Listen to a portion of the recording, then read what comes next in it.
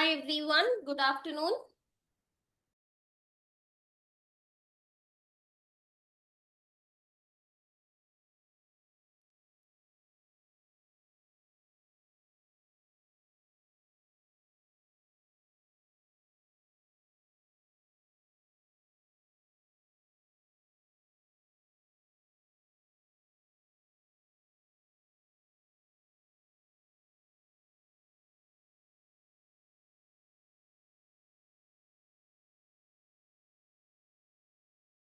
Hi everyone, good afternoon. Are you all there?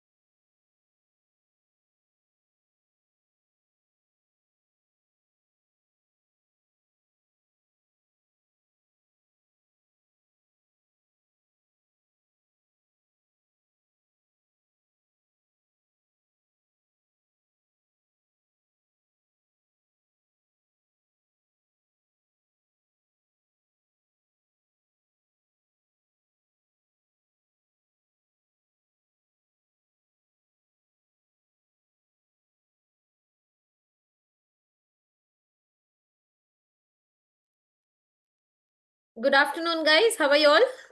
Long weekend meeting.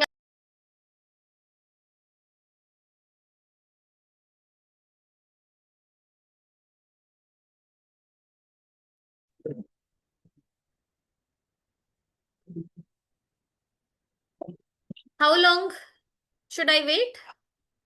Yes, ma'am.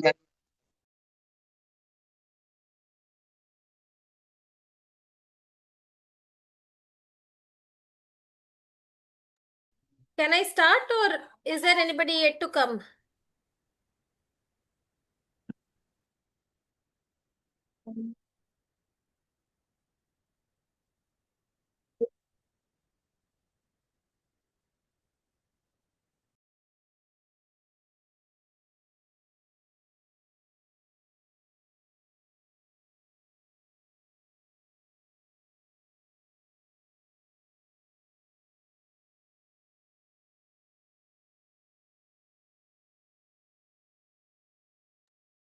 Who else is remaining to come? All are here.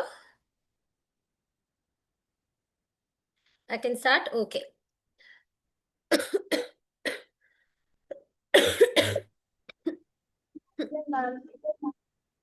Yeah, okay. Hi everyone, welcome back to USCMA Part 2. And which section are we doing? Tell me. Which one? Which section are we doing? We're doing section E, ma'am. E. And what is the topic that we discussed in the previous class? Tell me. What did we discuss? ನಂಗ್ ಗೊತ್ತಿಲ್ಲ.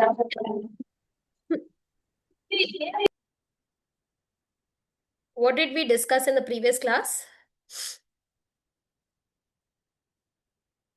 Don't remember?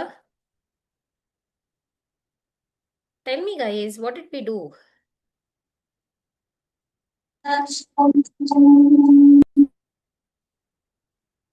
What? I think we discussed about incremental analysis. Yes, ma'am. What did we study in incremental analysis? Tell me.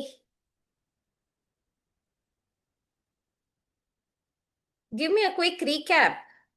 Did you all not revise when you all had so many? Ma'am, we studied What? IRR. You all know about IRR now? Yes, ma'am. Okay. Did we do questions on IRR? Not yet, right? No, ma'am. What we discussed was about incremental analysis. Yes. I think what are the relevant cash flows? All those things we did it. Okay. Then we saw what are conventional and all those things, right? Okay, so today we will do some problems, okay, on the topic. Let me share my screen.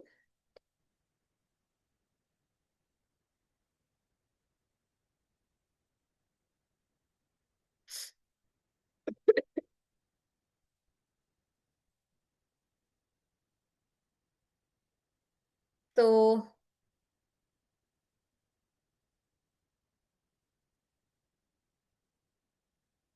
today we're going to solve some questions. I think we didn't do, did we do enough problems from NPV? No, right? Did we do enough problems from NPV? Yeah.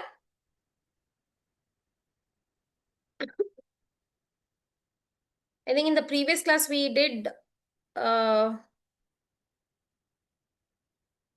you all want me to solve some more questions on NPV or should I move to IRR? Tell me. IRR. NPV, is it clear? Yes, ma'am. Pakka. Pakka, ma'am. Okay, let's do some questions. Okay. So, all of you, let's take up some questions. Try this question, which is the right answer? The internal rate of return for a project can be determined. How? How can it be determined? Which is the correct answer? Which is the correct answer?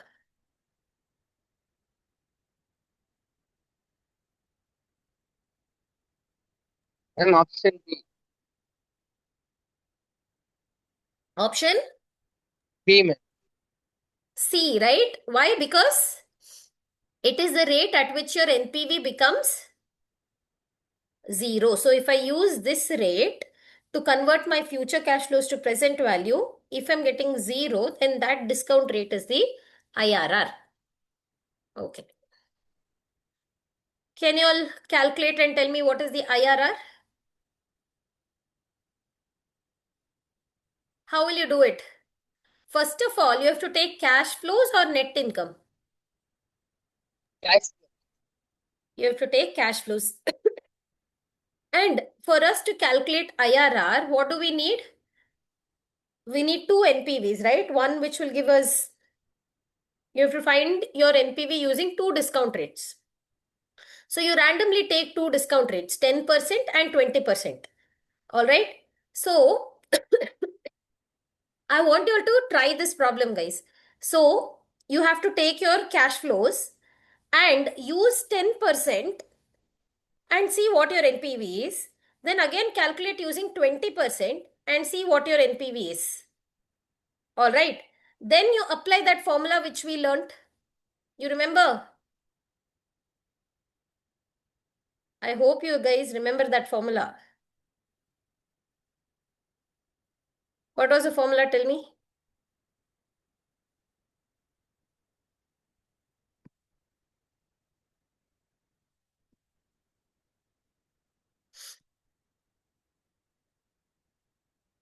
Do you all remember the formula to calculate IRR? Are you all there? Yes, Respond. ma'am. So if you remember, there was RA this. plus Huh. NPV divided by NPVA minus NPVB. Yeah, you can use either that or this. It's the same thing. Correct? This or this, they're the same thing. So what should you do? First, you have to find an NPV with at a lower rate, NPV at higher rate, then apply the formula. Can you see? Remember this?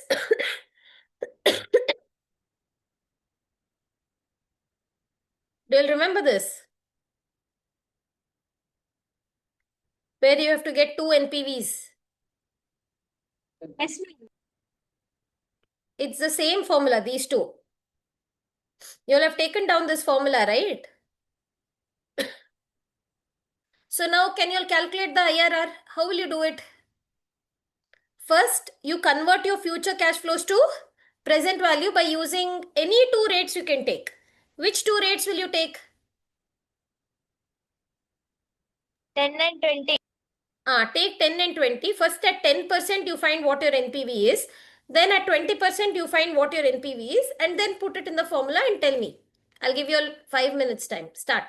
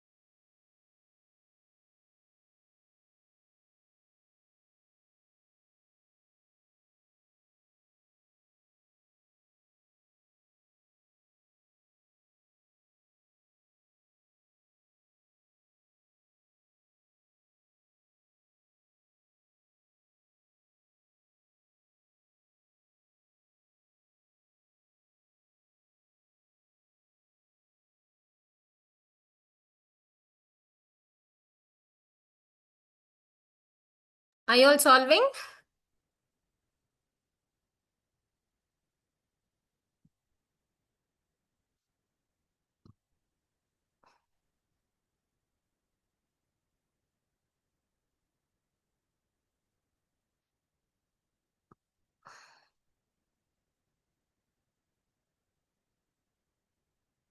If you all have any doubts, please ask. You all are solving, right? Yes, ma'am. Cool.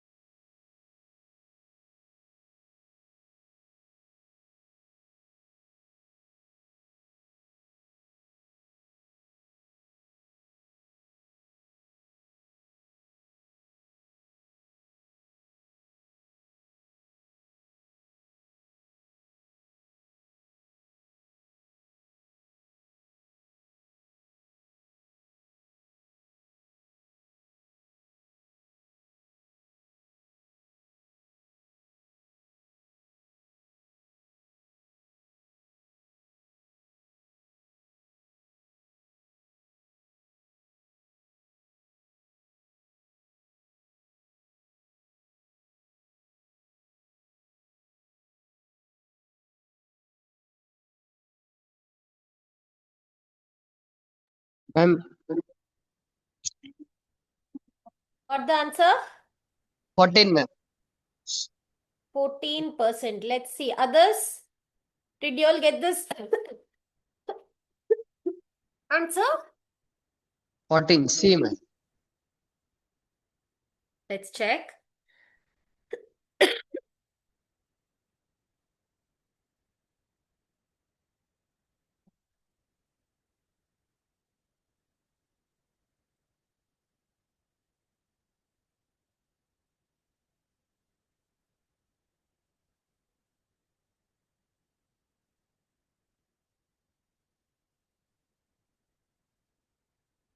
And that's the right answer. Should I solve this or have you all understood how to do it? First, what should you do? You can take any two rates. Okay, you can take any two rates. Now see, here they took 12 and 14. You all took 10 and 20. So any rate you can take. All right. And then you have to do the math.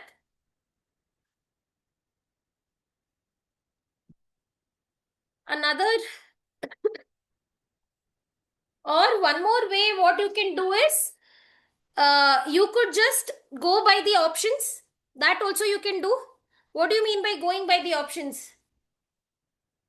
You can see at which rate your NPV is coming as 0. Don't you think that is also a quicker and easier way to find out?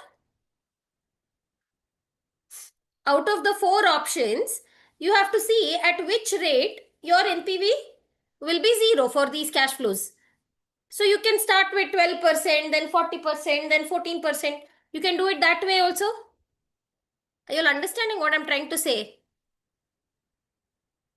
You need not use the formula itself. You can also go by the options and save time. Are you all there? Yes, ma'am. So how did you all do? Did you all use a formula or did you all go by the options?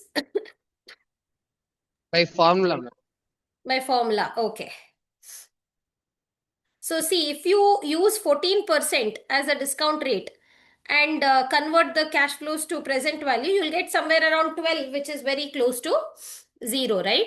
So that is also one way of arriving at the answer. Okay, can you all try this question? Ma'am.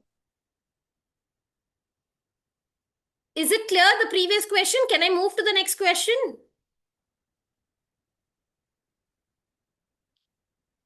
Okay, ma'am. Okay, third question, they're saying the software incorporation has total capital of $100 million, cost of capital is 12%. Now they want to invest in a new project and this will require an additional capital of 10 million. Okay, now the firm estimates that the additional capital can be raised at a pre-tax cost of 10%. The company's marginal tax rate is 36%. What discount rate should Payne use in evaluating this new project? Now guys, is it old project or new project?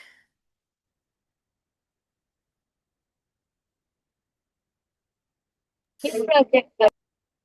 Now they're investing in the new project. Now, if they're investing in the new project, we will have to calculate a new cost of capital, correct? Yes, ma'am. Because the old one will not be relevant, right? So, they've already told the pre-tax cost of capital is how much? 10%. So, after tax, how much will it be? Tax rate is given, right? How much? Do it. Deduct the tax rates from the new cost of capital. For the new, see, for that new project, they need $10 million, right? And that $10 million, they'll not get it for free, right? They have to raise that funds. And how is that? How much is that cost? It is coming up to 10%. But this is before tax. So after tax, how much will it be? Tax rate is given.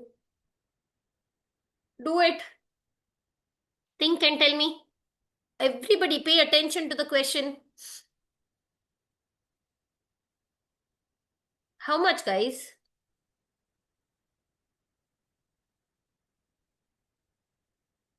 What will be the discount rate that you will be using for the new project? Deduct the tax rate and tell me how much is it.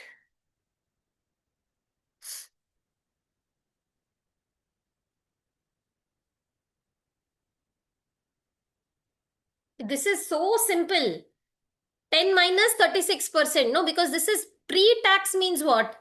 Pre-tax means before tax. So after tax would be 10 minus 36%. 6.4. 6.4. Clear, everybody? Why we used 10% and not 12%? Because this is a new project. This is a totally different project. Correct. So whenever we are evaluating a future or a new project, we should calculate a new cost of capital or a new discount rate or a new hurdle rate. These are different names, right? And this is the cost of capital that will be used to finance the new project. Clear? And we should always take post-tax. So 10 minus 36%, that is after tax, would be 6.4%. And this is the rate which we will be using to convert our future cash flows to present value to calculate our NPV. Got it? Is it clear? Yes, ma'am. Okay.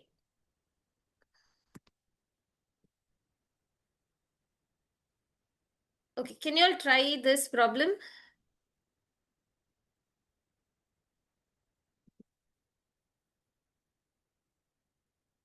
Okay, this is a very interesting question. You don't really have to, sit and calculate the IRR. You can actually solve it in a smart way.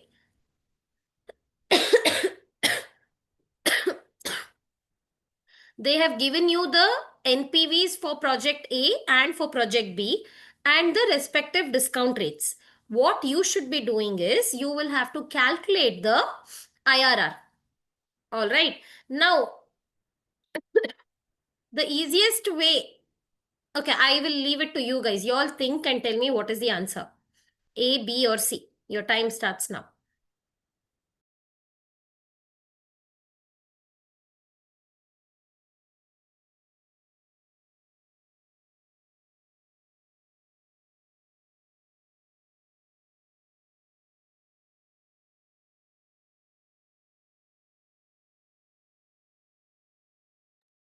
B, ma'am.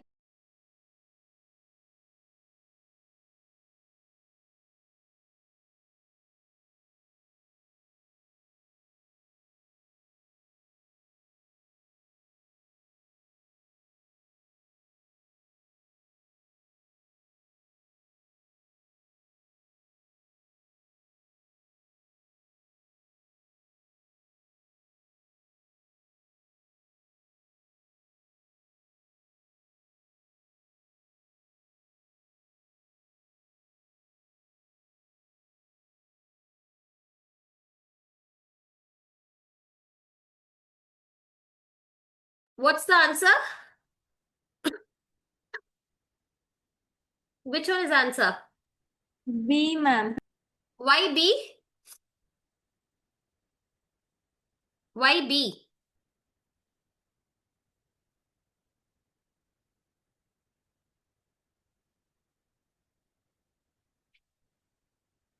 Why B, guys? Tell me the reason. Why guess, ma'am? That is not how you have to do, right? You need to know why one is the right answer. Because in exam, concept clarity is very important. Guessing will not work. You know that, right? You have to get 72% to clear the exam.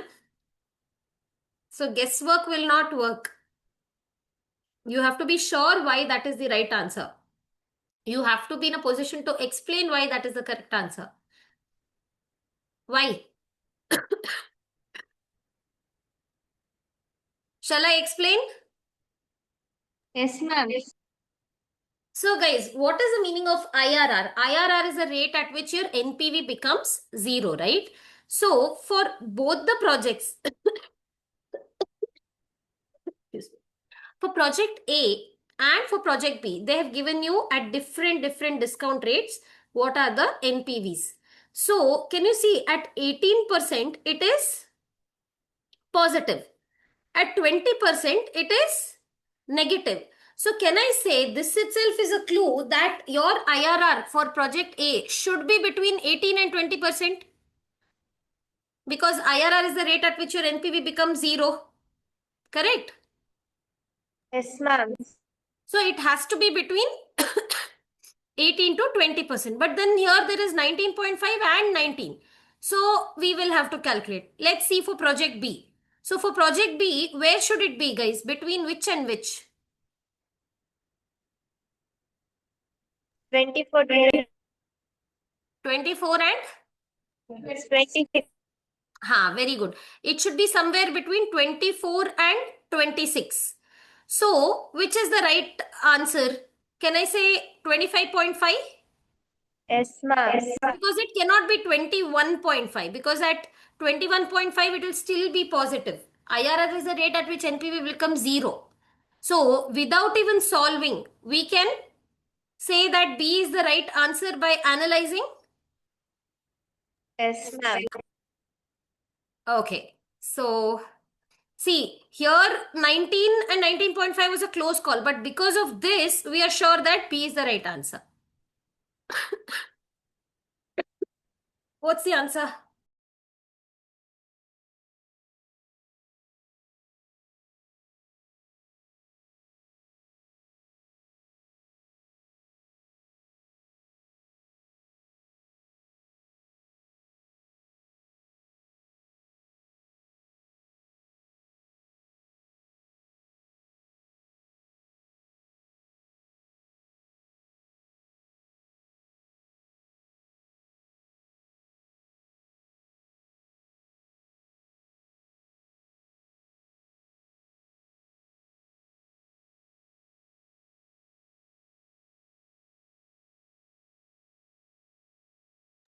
D, ma'am.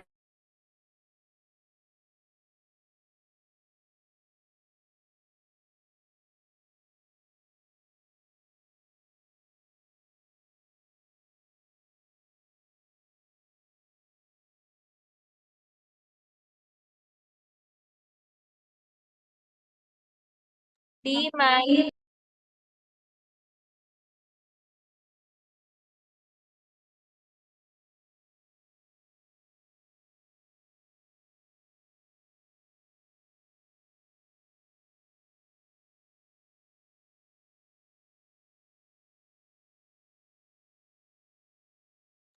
Ma'am, you are in mute, ma'am. So, guys, why did you all say C? IRR should be greater than the cost of capital, right? Forgot the decision rule? Let me remind you guys. See the decision criteria. What is the decision criteria for IRR? IRR should be greater than the cost of capital. Do you remember this? Yes, ma'am. Just like for NPV, it has to be positive for us to accept the project. Similarly for IRR. Then why did you all choose C? No, ma'am. You said D, ma'am. Oh, is it? Okay, sorry. Okay, can you all try this?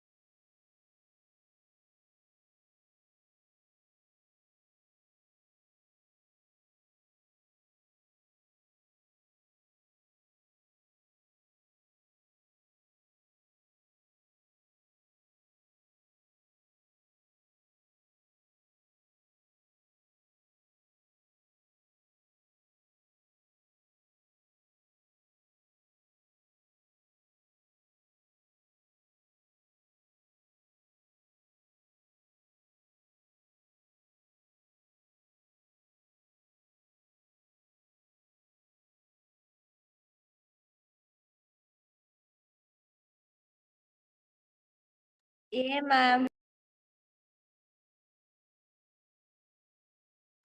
What's the answer?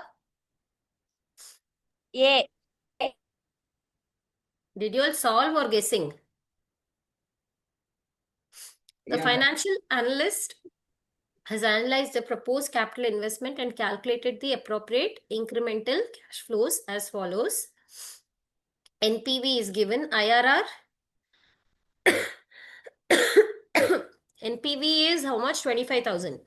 IRR is minus 29%. And the project was submitted to the board of directors for approval. Which one of the following statement is correct? The board of directors should not approve the project in the NPV of the project's cash flow resumed to be.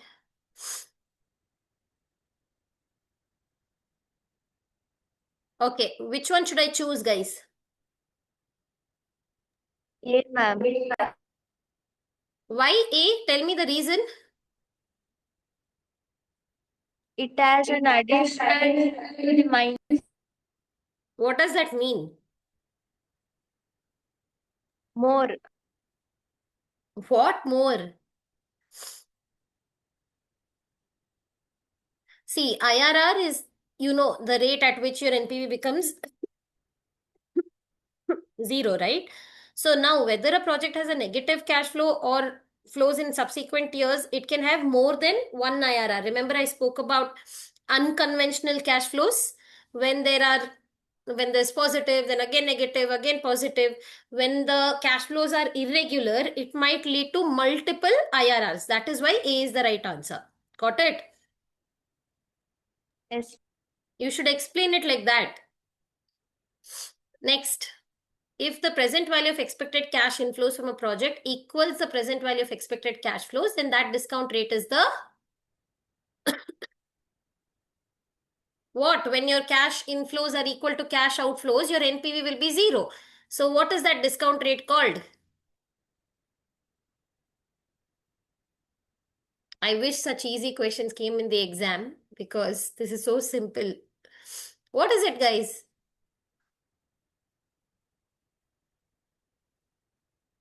IRR, right? What is the meaning of IRR? Your all present value of cash inflows equal to present value of cash outflows means what? NPV will be zero. Okay, Yes, next ma'am. question. Which of the following is not a shortcoming? What do you mean by not a shortcoming? What is the meaning of shortcoming? Disadvantage. The meaning of shortcoming is disadvantage. So they are asking which of the following is not a disadvantage of IRR method.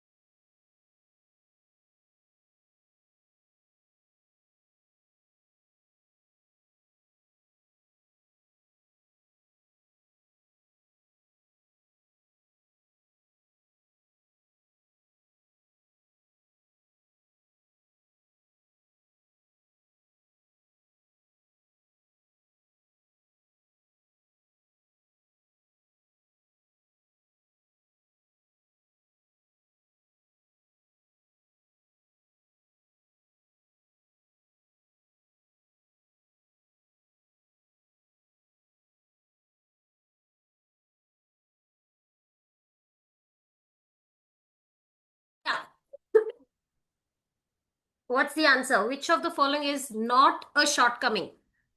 Which of the following is not a disadvantage is what they are. B, ma'am. B, ma'am.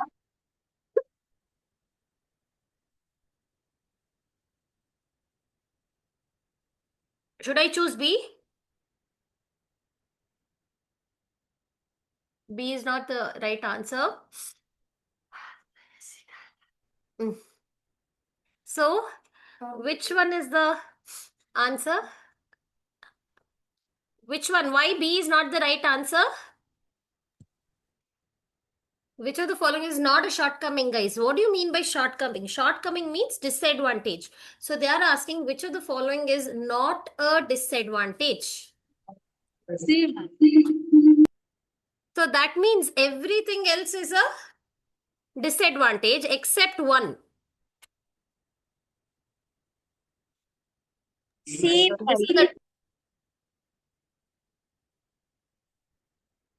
See, all these are disadvantage. Signs changes in cash flow stream can generate more than one IRR. This is a disadvantage. Why is this a disadvantage? Because it can lead to what? Multiple IRRs. Correct? So if it leads to multiple IRRs, then what will happen?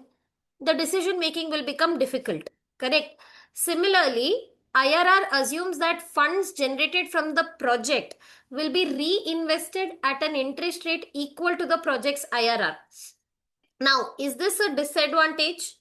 This is a shortcoming of the IRR because IRR assumes that all the cash flows from the project can be reinvested at an interest rate that is equal to the project's IRR, and that may not be the case. So they are asking which of the following is not a disadvantage. So first one is a disadvantage. Second is a disadvantage. C. IRR does not take into account the difference in the scale of investment alternatives. This is also a disadvantage, right? The NPV takes into consideration. The IRR does not take into consideration. So this also is a shortcoming. Shortcoming means disadvantage. Sometimes a firm will be evaluating several projects of different sizes, and if it chooses one project, it cannot choose any other because of the difference in scales. Okay. So which is left? This is not a disadvantage because IRR is easier to visualize and interpret than NPV, because NPV you'll have to calculate the dollar figure. It is comparatively more complex than IRR. So this is not a disadvantage, whereas all the other three are disadvantage. Clear? How questions can come in the exam? Are you all getting an idea? Yes. Sounder, Yes, ma'am.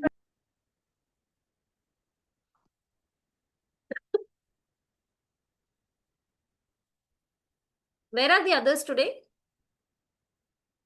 They are absent, ma'am. They didn't come to college only today. Yes, ma'am. Okay. Did you all get access to Hawk? No, ma'am. Okay. Can you all try this problem? Your time starts now.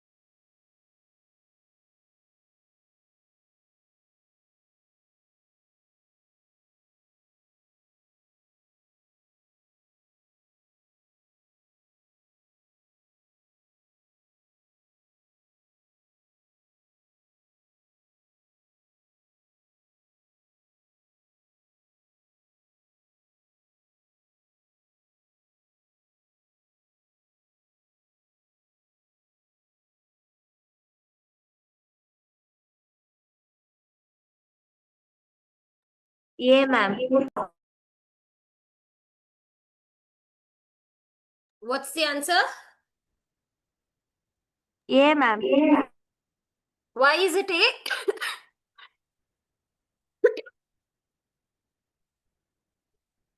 Why A is the answer? See, you all have to be in a position to explain also why that is the correct answer.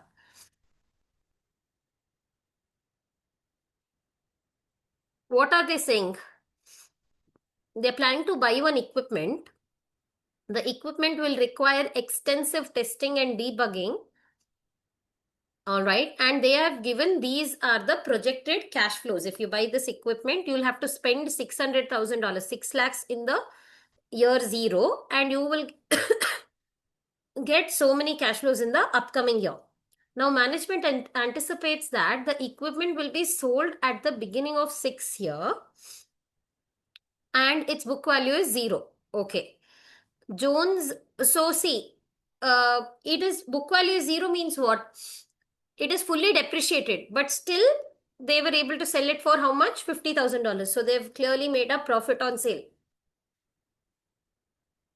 The hurdle rate and the tax rate is given. Based on this information, a negative NPV was computed for the project.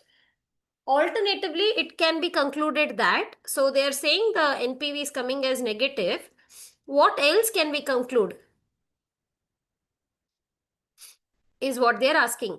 So at 14% is the discount rate, your NPV became negative.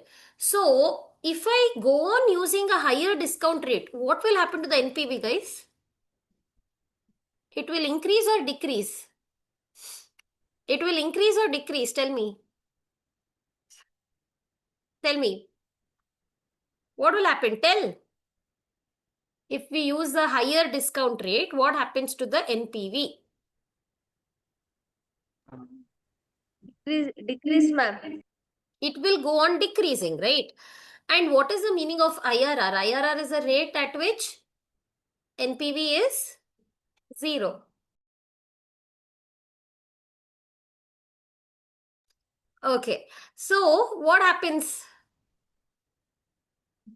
What happens? Tell me.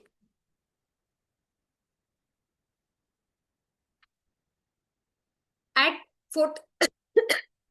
at 14%, your NPV was negative. Correct? Now, if you increase the discount rate, it is going to become more and more negative. So can I say the project has an internal rate of return less than 14%? We can say this is the right answer. Yes, ma'am. This is how you have to explain.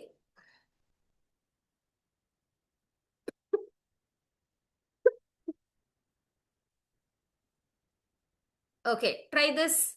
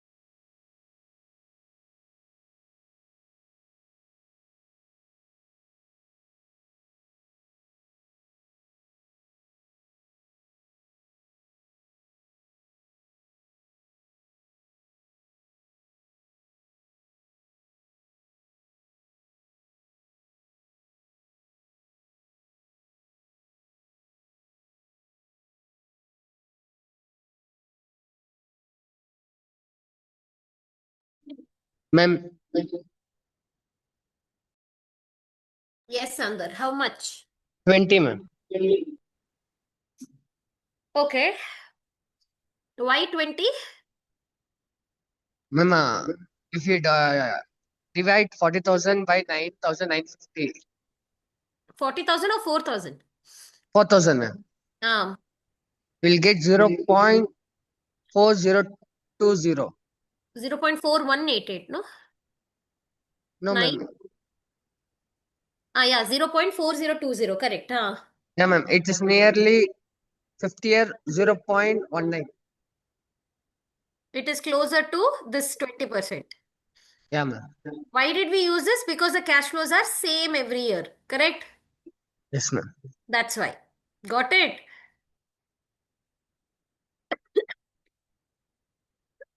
Next problem.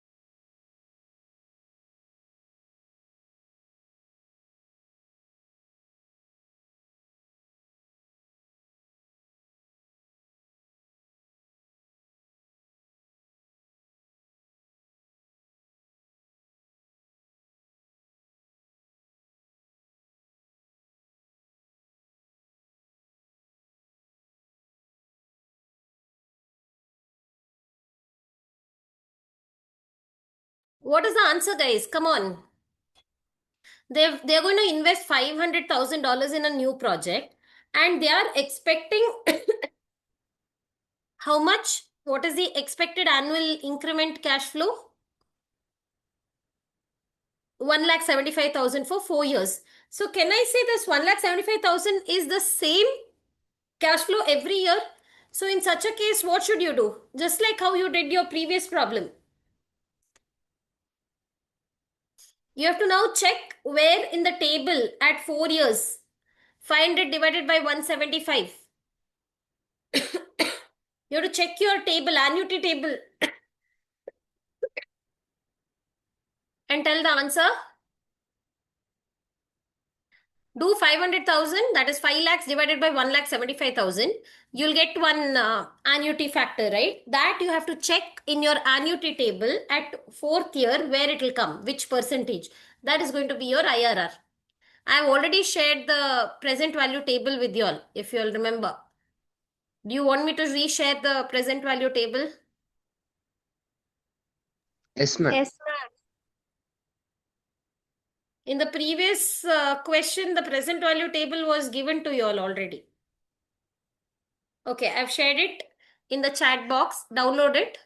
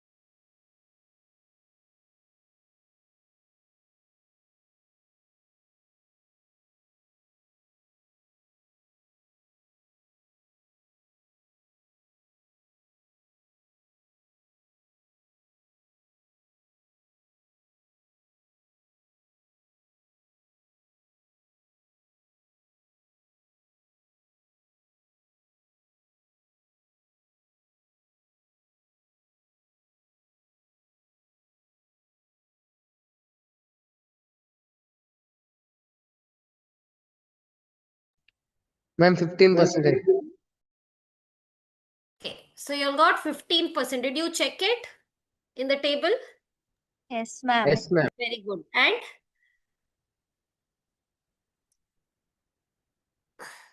okay, what is the weakness of IRR? They are clearly asking what is the disadvantage of IRR in this.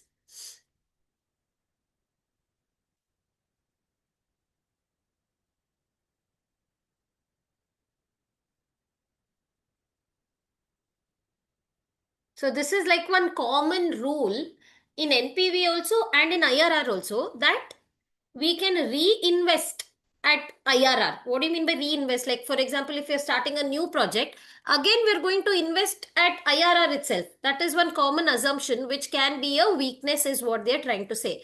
Whereas rest of the options are not a disadvantage. So, see, it does not consider time well. This is false. It is not a straightforward decision criterion. This is also false. It is, right? So, IRR is the discount rate at which the NPV of a project is zero. As such, it assumes that the cash flows from the project will be reinvested at the same rate. This is disadvantage because cash flows from the project may not be able to be reinvested at IRR. We might use some other rate. Why is that we have to always use IRR? But that is the assumption of IRR, which makes it a weakness.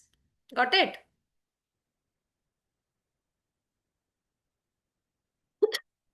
Okay, what is the advantage of IRR?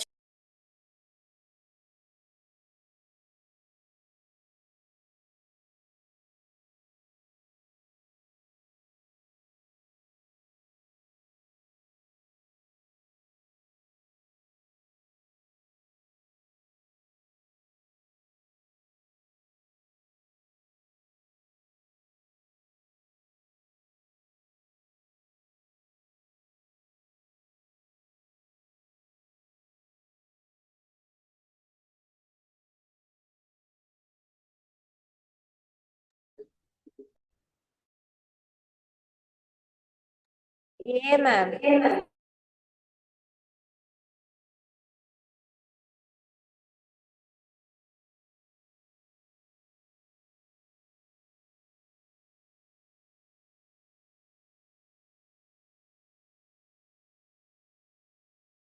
So simple. Next, try this.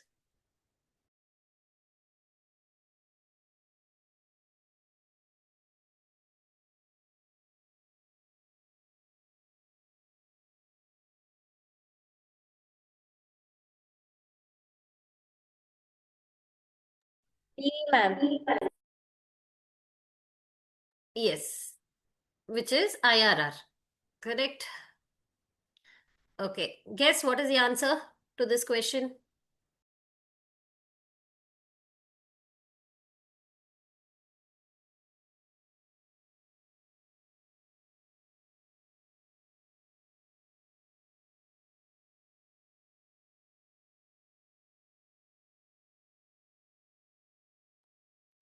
Nine, ma'am.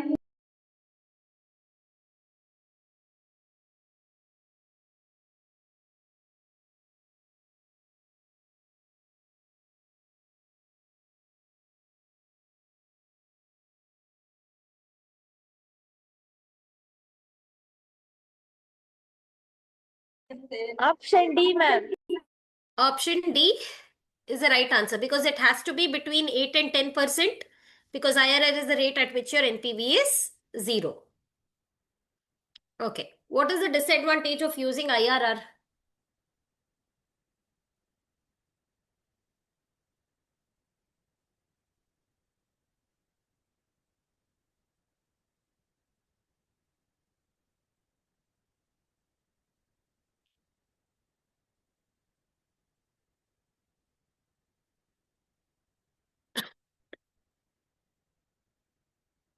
Ma'am, A.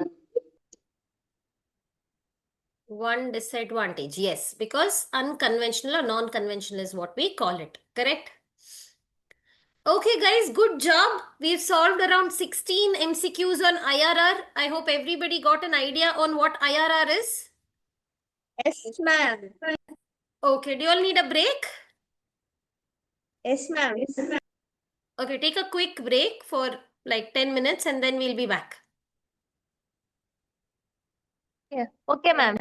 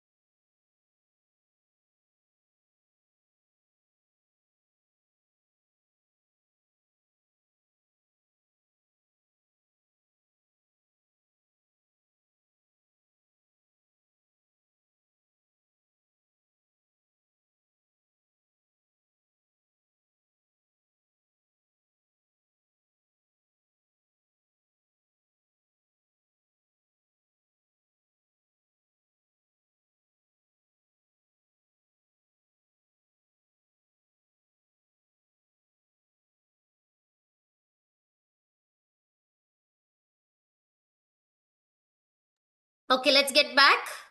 Everyone, are you all there?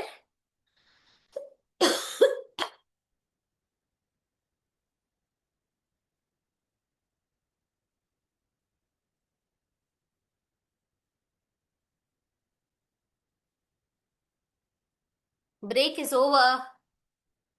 Come back.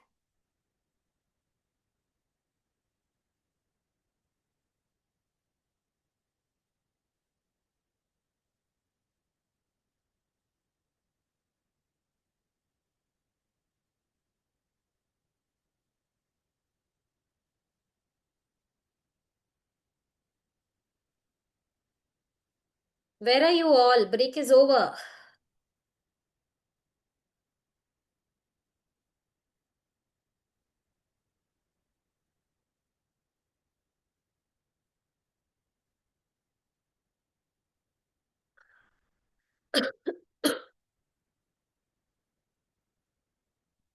Come back, everyone.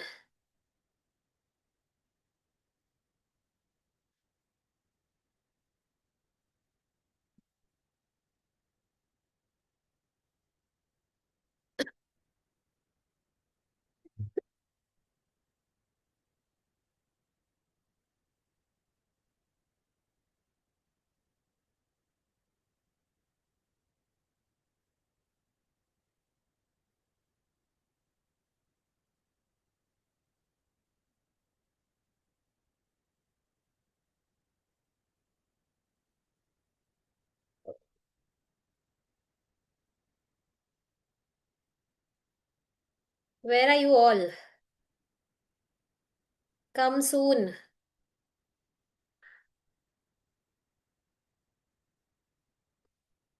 I'm waiting.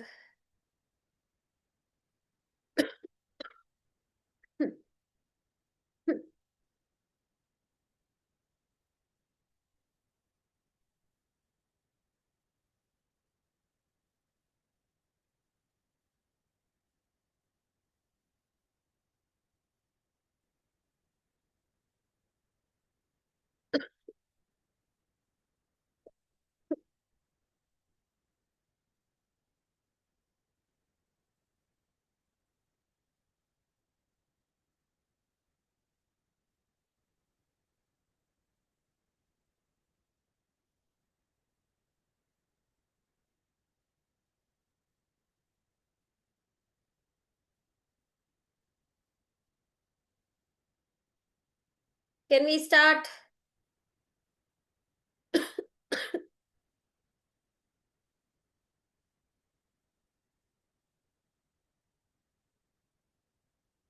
Everyone, switch on your videos.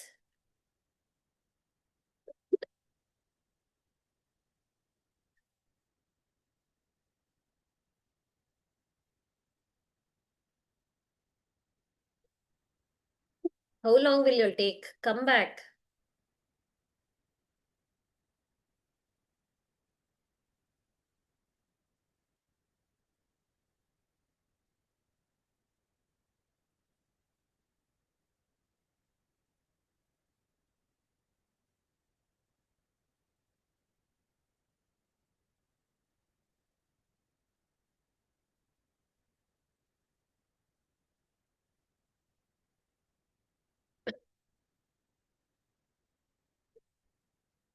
Where are you all?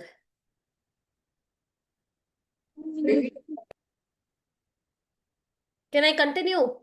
Yes, ma'am. Okay. Now, everybody knows what is the meaning of inflation. Yes or no?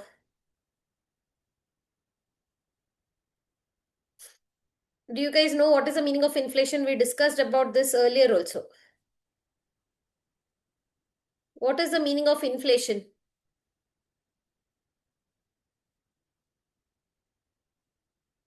What do you mean by inflation, guys? Increasing in price.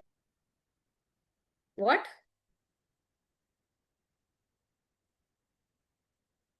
Increase in Increasing in price. price and decrease in Quantity. why quantity? Purchasing power, correct? purchasing power of money. That is the basic meaning of inflation. Now, don't you all think that when we are talking about section E, that is investment decisions, these are long term, correct? They are long term in nature. So, when we are talking about long term projects, it is for several years, right? And in the future, there is going to be inflation. So, don't you think we have to take inflation into consideration while we choose our discount rate?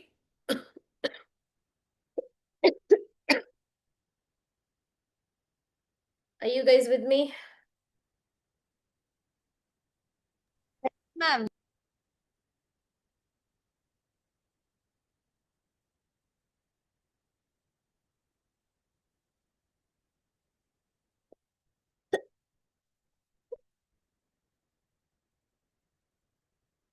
Okay.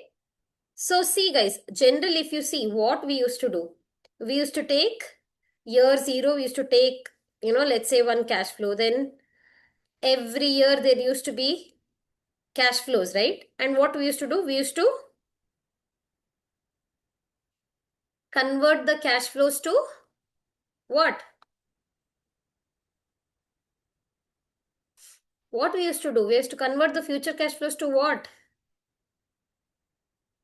present. Present value.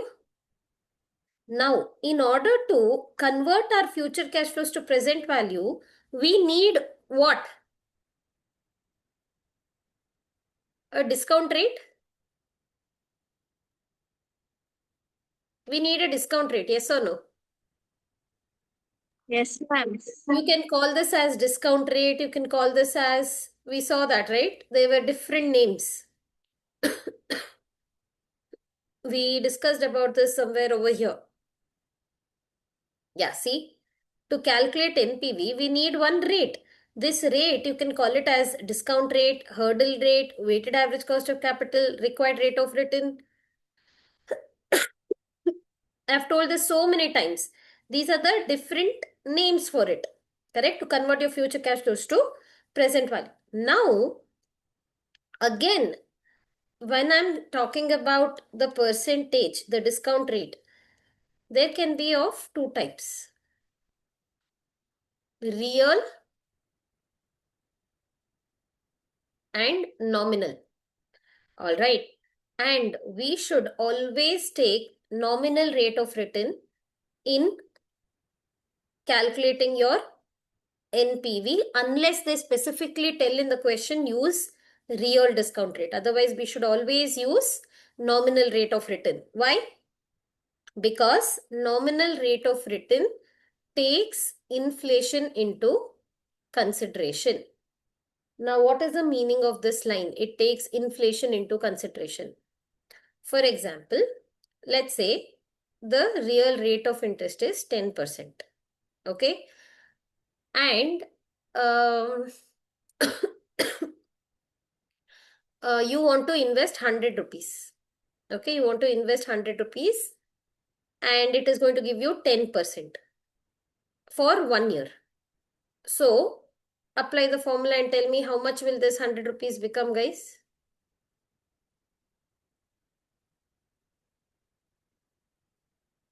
How much will it become?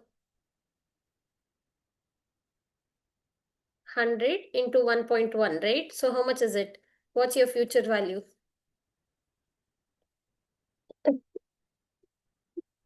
110. 110. So, you will be like, wow, my 100 rupees became 110, correct? Because this is the rate of interest. This is the real rate of return. But what if in the country there is inflation? Now in FM, I mean in finance, inflation is denoted as H. Okay. So let's say inflation is at 5%. The country's inflation is at 5%. So you might think that your 100 rupees has become 110. But will this 110 be enough to buy you things after 1 year? Not really. Why? Because the things around you will become even more expensive. It will be more than 110. So can I say the purchasing power of this 110 is not enough? Are you all Yes. understanding the point? You will think that my 100 has become 110. But is that 110 enough to buy you the things around you? No. Why? Because things around you has become even more expensive. So what is the solution? You have to invest in a place where you will get a higher return, more than 10%. Yes, ma'am. So this is your real rate of return. And this is your inflation rate, correct? So we will have to calculate the nominal rate now. Now, how do we calculate the nominal rate? There is a formula which is called as the Fisher's formula. Okay, so there was this person called Fisher. He came up with this formula to calculate the nominal rate of return. Nominal rate of return is 1 plus I is equal to 1 plus R into 1 plus H. I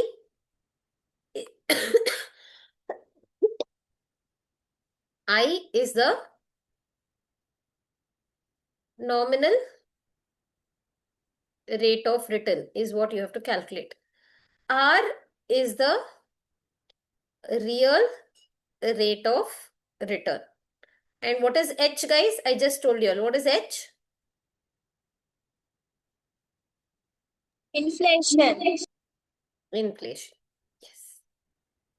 So, can you all calculate by applying this formula what is the nominal rate of return? R is how much, guys? 10%. Inflation is 5%. So, put it in the formula. R is 10%. H is 5%. So, can you all tell me how much is I? Your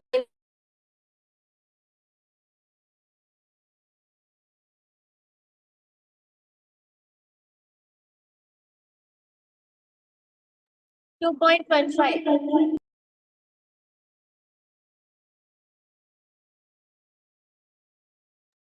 0.15.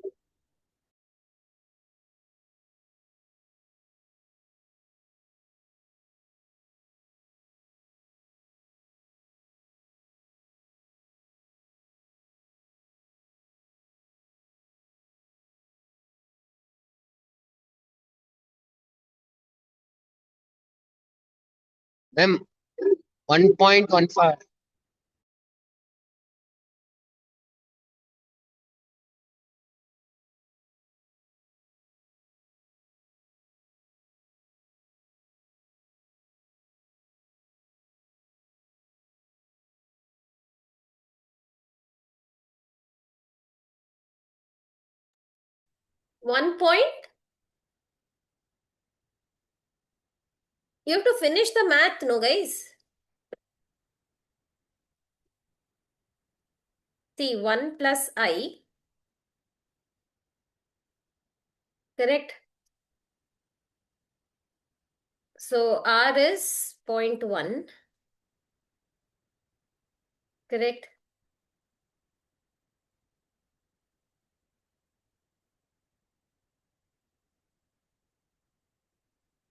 Solve this.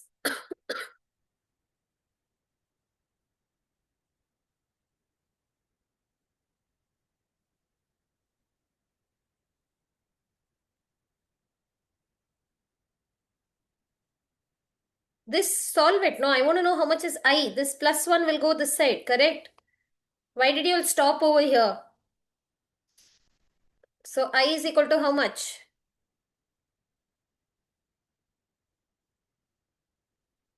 How much? 0.155. So, how much is I? Percentage? In Number percent? 1. 15.5%? So, what is the meaning of this 15.5%? This is called as the what? Hidden Bandu. Nominal rate of return. What is this called? the nominal rate of return. So in case you want to really want your money to grow, you have to invest in a place where you're getting how much? 15.5%. Got it? Because at 10%, what is happening? It is not beating inflation. Only if you invest at 15.5%, it is beating inflation. Because at 15.5%, how much will be your money? Your 100 rupees will become how much, guys? Can I say 15.5 divided by 100 plus 1 into 100? So it's going to become 115.5, right? So 115.5 can buy you things after 1 year which you desire for. If you invest at 10%, it is not going to give you. That is the meaning of real rate of return and nominal rate of return. Is this clear? Yes, ma'am. So always we should take which one? Nominal. Nominal rate of return. Similarly, if I'm talking about cash flows, even cash flows are of real and nominal. So if we include inflation, then they become nominal cash flows. Otherwise, it is real cash flows. So for nominal cash flows, you have to use nominal rate of return. For real cash flows, you have to use real rate of return, which means to convert the future cash flows to present value. You cannot mix the two. That is not allowed. For nominal cash flows, use nominal rate of return. If you're using real cash flows, use real rate of return. Any doubts? No, ma'am.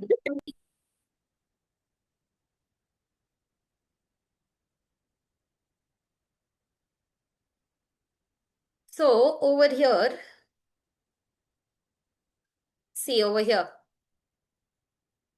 Inflation may be an important consideration when evaluating a project that will extend many years into the future because inflation causes a decline in the purchasing power over time, and that is why we have to take inflation. To properly include inflation in the process, we have to adjust both the things. What are they? Your cash flows and the rates of return, which is nothing but your discount rate or hurdle rate or weighted average cost of capital, whatever you call it. If one is just adjusted for inflation, then the other also must be adjusted for inflation. That is what I told you all. Correct? That means if you take nominal cash flows, you have to use nominal rate of return. If you take real cash flows, you have to use real rate of return. So both has to be adjusted. Nominal cash flows means what? Nominal amounts include an adjustment for your inflation. Now, when I talk about nominal required rate of return, we have already discussed about the inflation element. Similarly, there is something called as risk-free rate of return and risk premium. This is something that we are not yet discussed. I'll come to that. Now, real cash flows, if there had been no inflation, like I said, are real required rate of return includes only your RF, that is risk-free rate of return, and risk premium. I'll tell you all what is this when we are talking about that. And then we saw how to convert nominal to real. This looks a little complicated. You all can just use the Fisher's formula to calculate. For example, can you all try this question, guys, and tell me how much is the real rate of return? They've given you nominal rate of return and they've given you inflation. Can you all use the Fisher's formula and tell me what is the real rate of return? Same formula, but this time they are asking you to calculate real rate.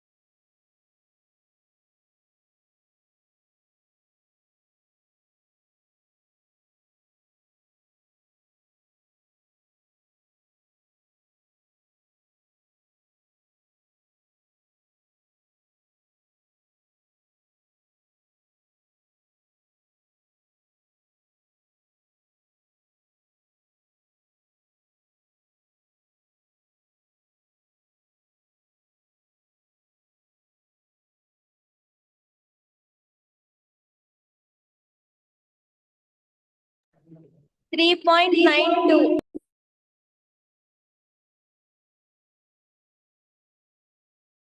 Very good, Anusha. 3.92 is the right answer. Did you all apply the Fisher's formula and did it?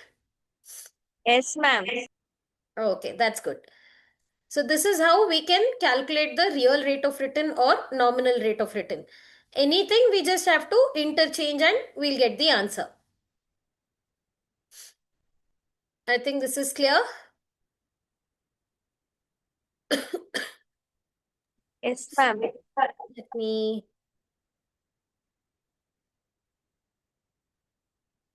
look at this question.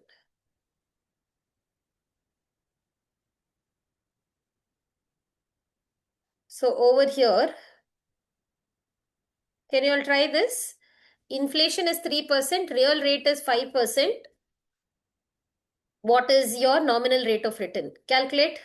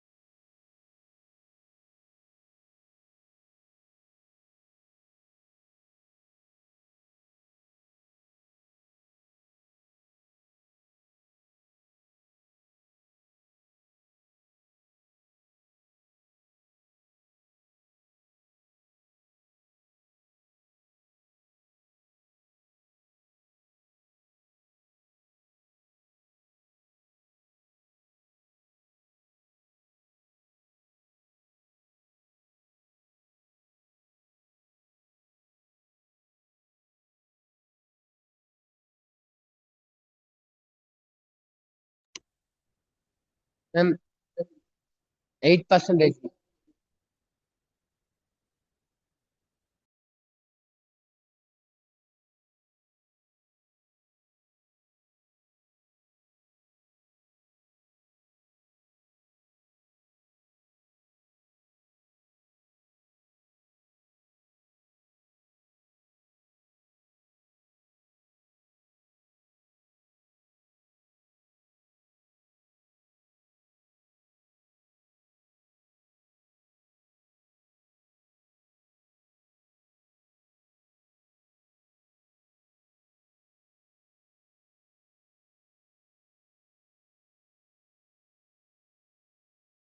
How much did you all get?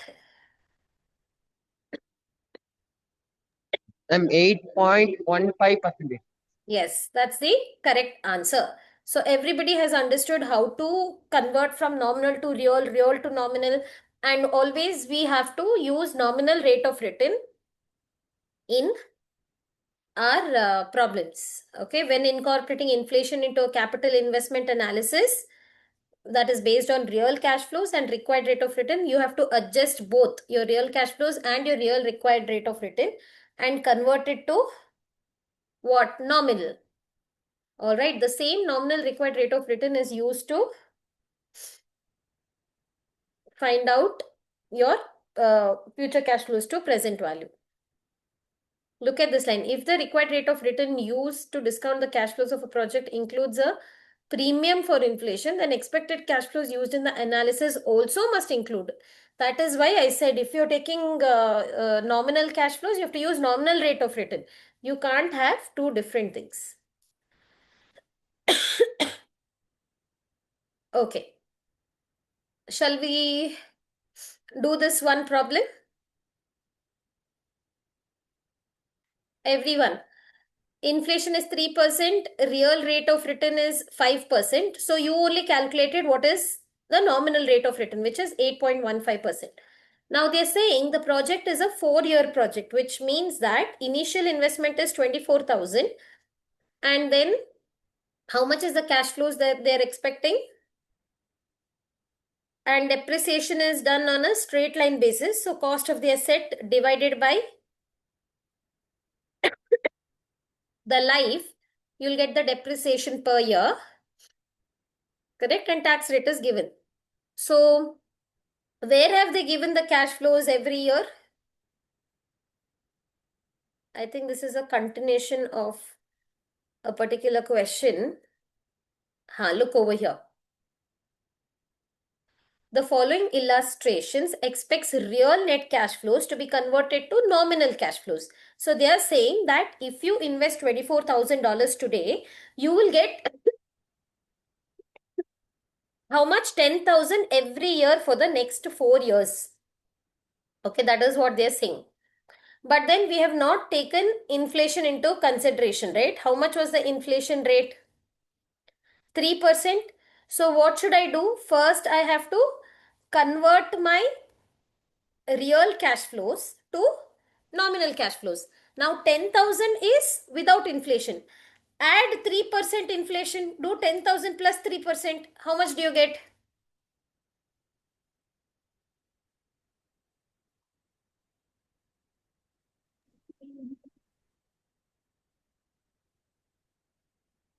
So there's real cash flows and nominal cash flows, correct?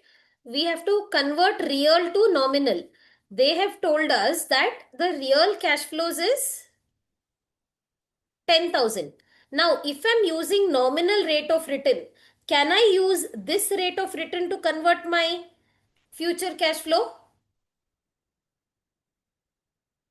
Can I use this rate of return for these cash flows, or should I use nominal?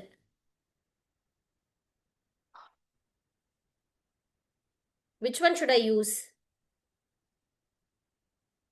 Which one should I use? Nominal, ma'am. Nominal. So you have to convert real cash flows to nominal by inflating it. Yes, ma'am. We have to convert our real cash flows to nominal cash flows by inflating it. How do you inflate? Here the inflation rate is given, that is 3%. And 10,000 is your real cash flows. So add 3%. How much do you get?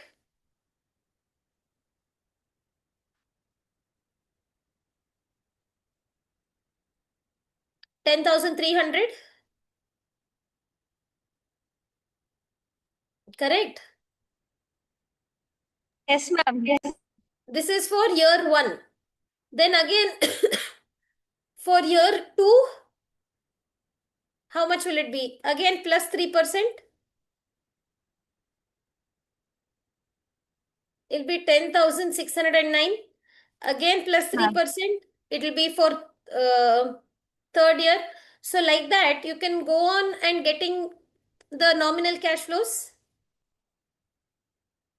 Understood? Understood how to convert real cash flows to nominal? Yes, ma'am. Okay.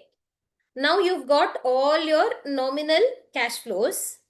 Now you have to convert them to present value by using 8.15% because that is your nominal rate of return. And when you multiply your cash flow with their respective factor, that's when you get the present value. Then you know depreciation tax shield, what is to be done? Is 6,000 a relevant cash flow for us? Is 6,000 a relevant cash flow? Is depreciation a relevant cash flow?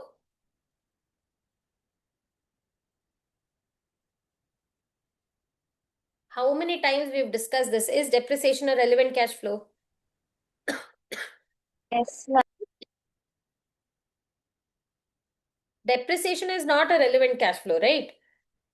Only depreciation tax shield is a relevant cash flow. Correct? Yes or no? Yes, ma'am. Then why did you all say depreciation is a relevant cash flow? So many times we have discussed this. Okay, then what should you do? You have to convert your depreciation tax shield to present value. How did we get 1165? Just multiply 1260 into what is the discount factor for year 1? 0.92464. You'll get 1165. Same way for second year, third year, fourth year. So this way, you will get the present values. And then add them both, you'll get the NPV. And this NPV is using what? Your nominal rate of return. Any doubts?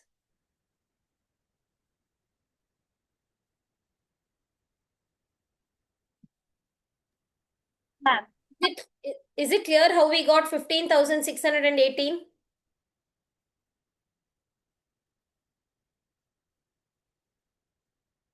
Okay, let me show it to you guys how it is done in Excel. It becomes easy. One second. Where is my Excel sheet?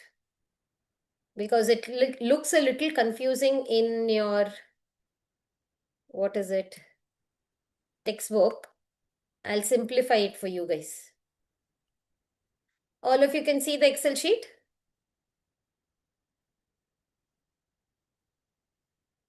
Can you all see? yes, ma'am. So calculation of NPV using nominal rate of return. Okay. And we are also, we have year. How many years are there? 0, 1, 2, 3, 4. 4 years is the life of the project, right? Year 0, you're spending how much? 24,000. This is the initial investment, correct?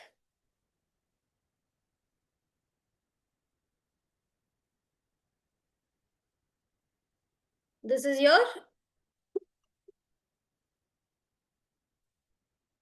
initial investment. All right. Now, what are your cash flows? You're getting 10,000, but I want to know what are my, which nominal cash flows, right? And inflation is at the rate of how much? 3%. So, one thing you all know that, right? Basic maths, guys, that if I do 10,000 plus 3%, how much do you get?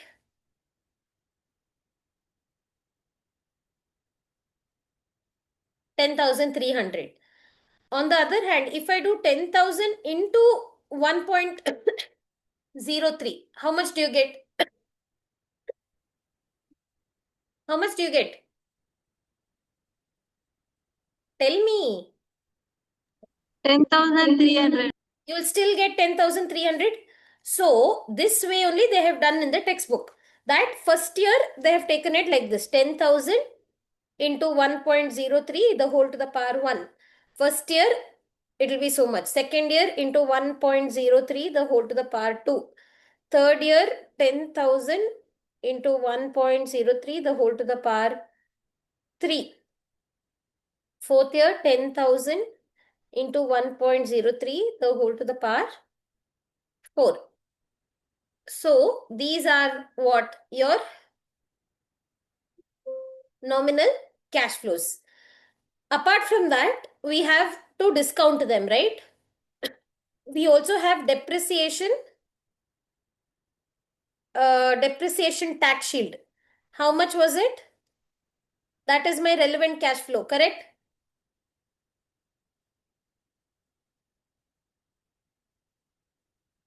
Yes or no? Before that, we should also take after tax. So these are your nominal cash flows. After tax, it will be how much? This minus 30%. Correct? This is before tax. Now I should always take after tax. So how much will it be after tax? 10,300 minus 30%? Or in other words, can I say only 70%? So what are these? These are your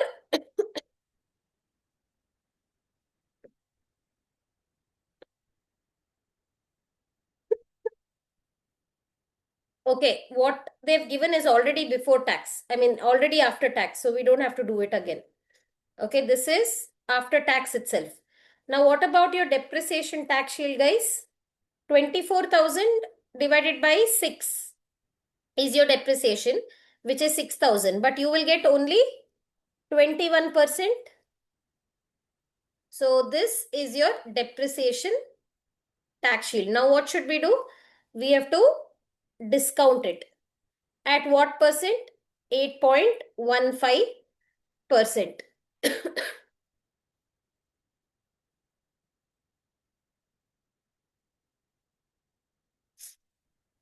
Correct?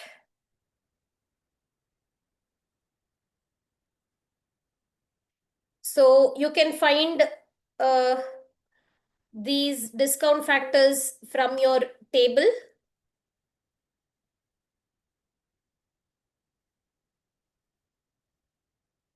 Just a minute. These are nothing but the discount factors, guys.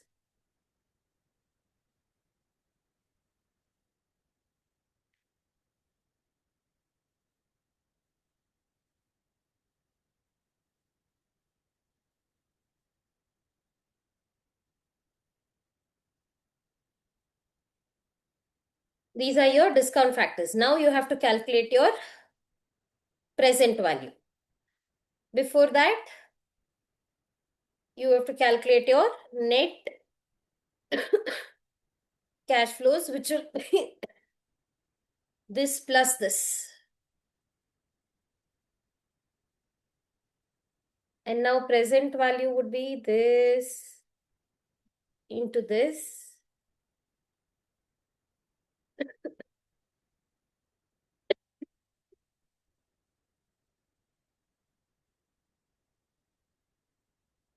Sum of present value of cash outflows plus present value of cash inflows. Understood how we got 15,619? See, same thing, only $1 difference. But understood what was the math behind? We basically took our relevant cash flows. What are my relevant cash flows? My relevant cash flows are those which is your what is it? Depreciation tax sheet and your which one, guys? Nominal cash flows after tax. Got it? And that is what we have taken into consideration. So just for your understanding, what is this? This entire math is about how we converted nominal cash flows and we used nominal rate of return. Clear? Yes, ma'am. Any doubts? These are my relevant cash flows. That is nominal cash flow after tax and your depreciation tax shield. Add them both, you'll get these figures. Then multiply it with 8.15%. What is this 8.15%? It is your nominal rate of return. All right. Okay, guys. So that's about it. I'll stop over here. Please revise this. We'll meet tomorrow and we'll do a new topic in section E. Okay? Yeah. Yes, Bye-bye. ma'am. Bye. Bye, ma'am.